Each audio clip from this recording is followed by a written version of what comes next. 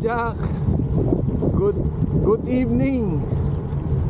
6:55 PM. August ano ba kayo?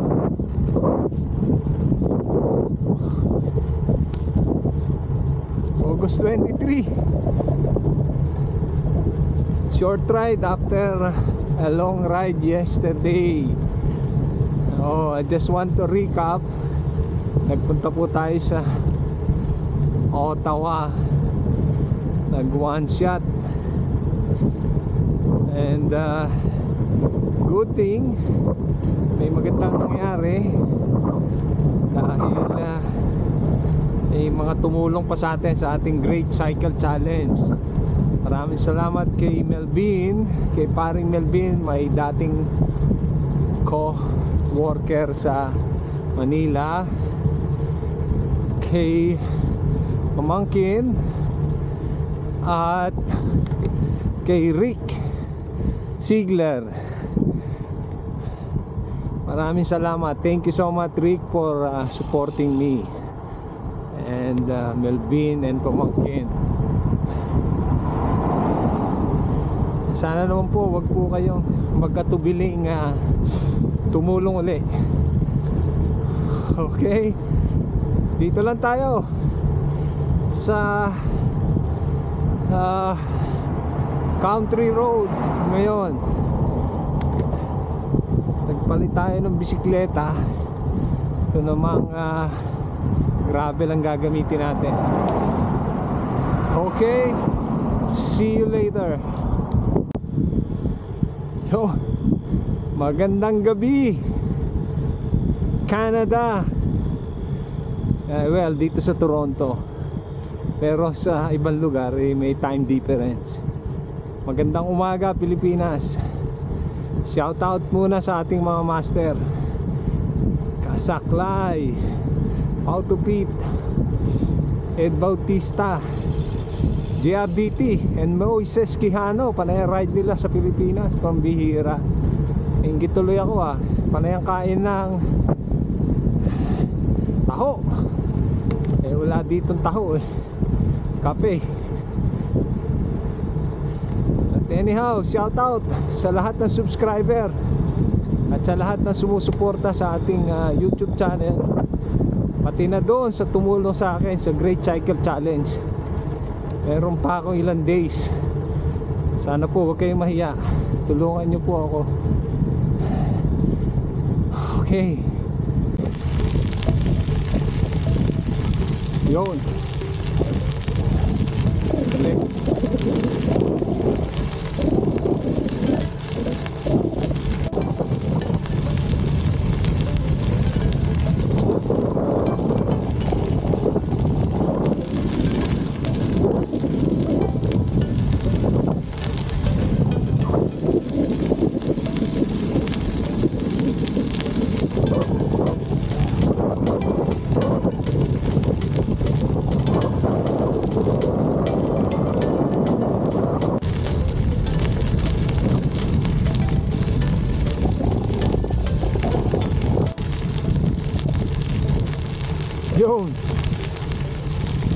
Yung ride kahapon, hindi tayo masyado nakapag-video kasi nakafocus tayo dun sa ride, and especially nasa Highway 7 tayo.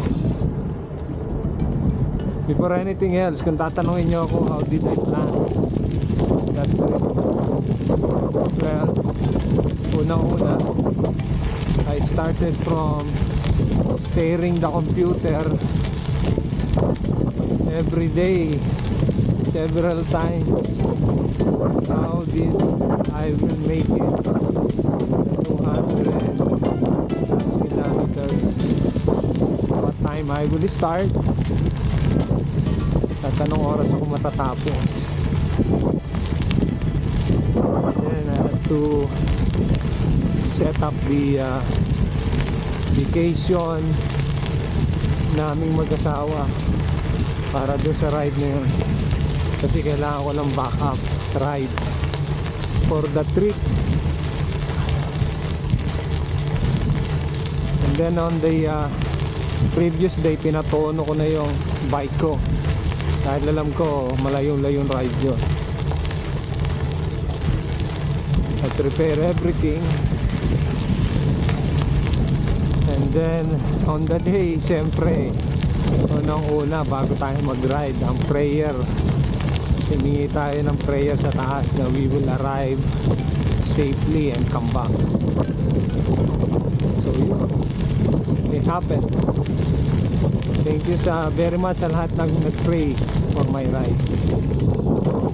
Okay.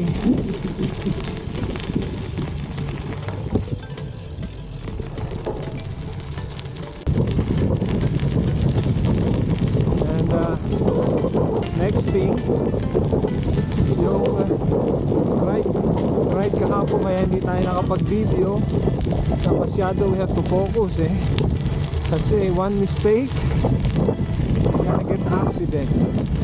At saka napakahaba ng ride, hindi mo kailangan mag-video. Pero yung tinigilan ko, may mga shot ako, may mga picture. At then the same time, itong Highway 7, you know, is ang speed is 80 kilometers an hour. Yung 80 na yun, normally 90 yun. Pag walang pulis, 100 o more than 100 ang takbuhan nyo.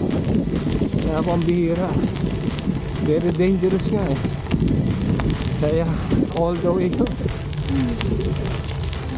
Lahat ng dinaanan ko is minimum 80. By the way, pagkatapos ng Carleton Place, yung 7 pala na yan, magiging Highway 7 pa rin, pero 100 kilometers ang takbuhan. Sabi ni Commander at paano ka nakapasok dyan, bawal yan, hindi nakasulat ng bike. Sabi ko, nag-pray na ako kasi wala akong other means na malaman kung saan yung other route, hindi yun lang yun. Pero nag-exit naman ako doon sa next major intersection na Highway 36. Dire-diretso yun papunta ng Ottawa. Kaya lang maraming bayan, stuff like that. Dinabot na ako ng 9. Expected ko mga 8:30 sana, mga ganon. Nagkaligaw-ligaw ako pagdating doon. Anyhow, nakarating din naman ng safe and sound. Tapos umuwi rin kami rito sa aming tinutuluyan. Uy, rabbit! Dumating ako ng tubig. Plano ko sana mag-ride, follow up ride. Tumunod ko na lang. Problema ko lang itong aking backup driver. Hindi niya alam o hindi nakaplanong maigi yung parallel o yung mga road parallel doon sa trail. Kasi trail lahat ng dadaanan ko. Ito palo na lang uli yun. Okay, see you. Yun, hindi tayo. It's beautiful out here. Hello.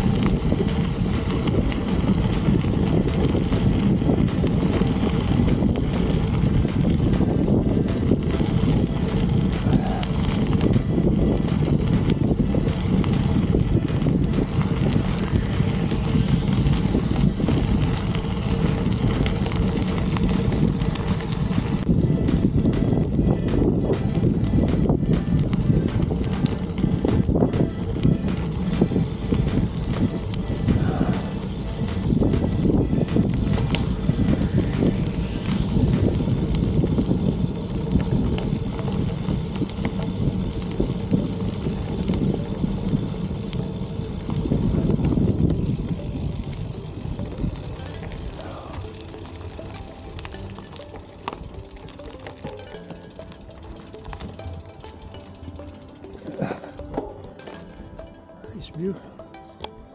Nice view. Yun, oh. May nagpipising dun. Yun.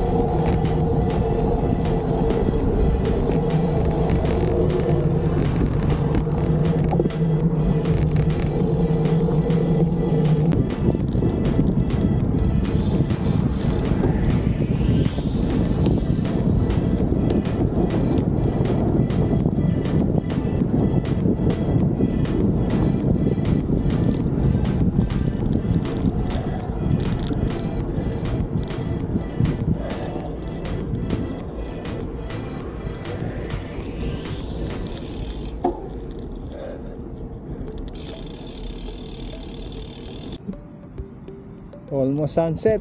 Yun.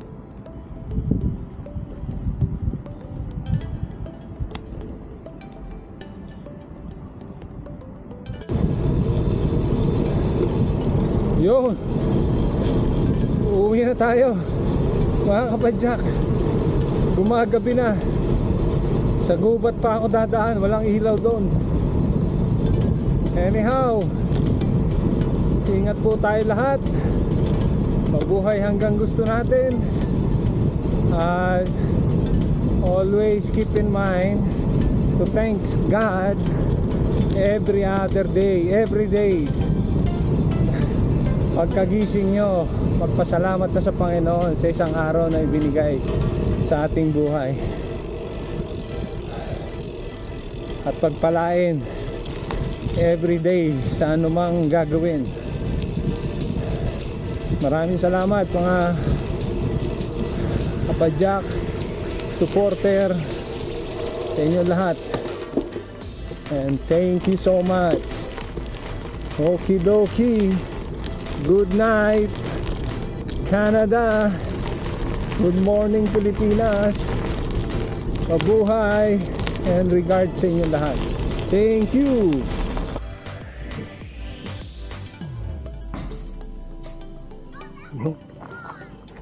Yarong snack bar, Dreamlands Resort Snack Shop, Trans-Canada Trail.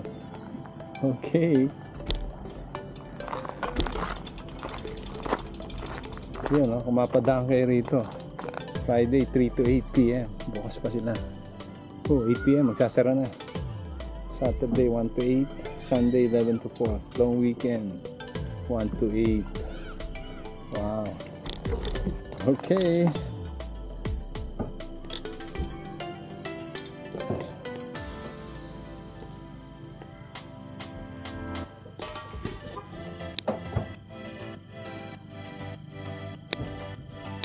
nakita yon. Dito pumasok oh. Ang bihira.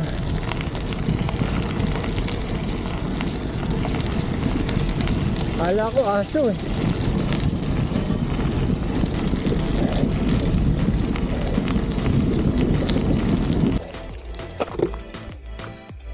Yan. Yan. Gubat ito. Gubat. Eh gabi na. Ang bihira. Ba't pa kasi ako nag-ride eh. Okay.